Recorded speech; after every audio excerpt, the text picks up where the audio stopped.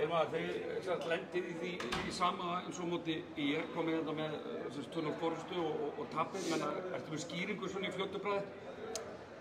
Nei, ekki endilega sko. Þetta bara þeir komið með mjög miklu aggressív inn í leikinn og voru mjög æstir og voru svolítið að vinna þessar 50-50 baráttur með lausa bolta og svona.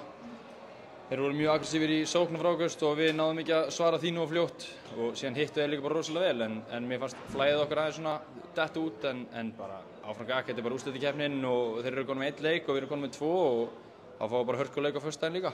Já. Og mér svona sýndist þetta vera að leysast upp í hálfleikur og einhver leiðindi milli áhorfenda þetta í lokin og voru ekki dómararnir nekt að missa tökin á þessum tíma?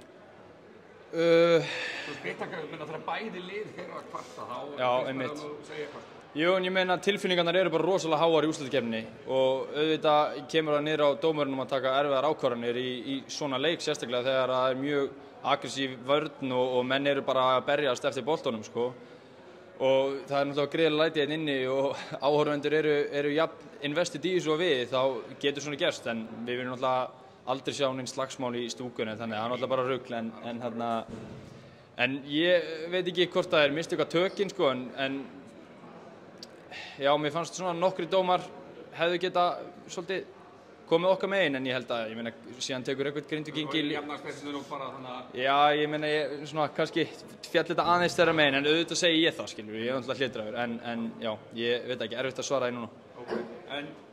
En hvað svona þurfið þið að gera til þess að bara klára þetta þá? Þið viljið ekki koma hingað aftur, þið viljið væntanlega klára þetta bara í smárunum? Já, sjálfsögðu.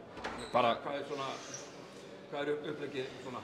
Bara, við þurfum náttúrulega bara að tala um það í vikunni en ég get alveg lofað því að það verður bara svipað og það er búið að vera. Það er bara menn er ekki að breyta einhverju stórfenglega? Nei, ég minna að við erum búin að vinna 2 leiki og við erum búin að tapa 1 og það verður pottitt einhverja breytingar, einhverja smávegis breytingar en það er líka mjög mikilvægt bara að halda haus og ekki fara bara að missa trú á einhverju systemi sem við erum búin að vinna með allan vetur og við verðum bara tilbúin í þetta föstudaginn og verðum bara sama brjálæðin og er búið að vera í síðustu leikjum og við ætlum bara að hitta betur og berast betur.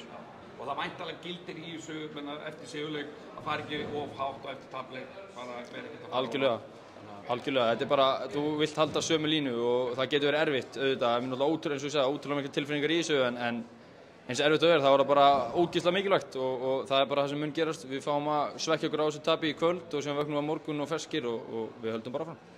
Takk fyrir. Ekki máli.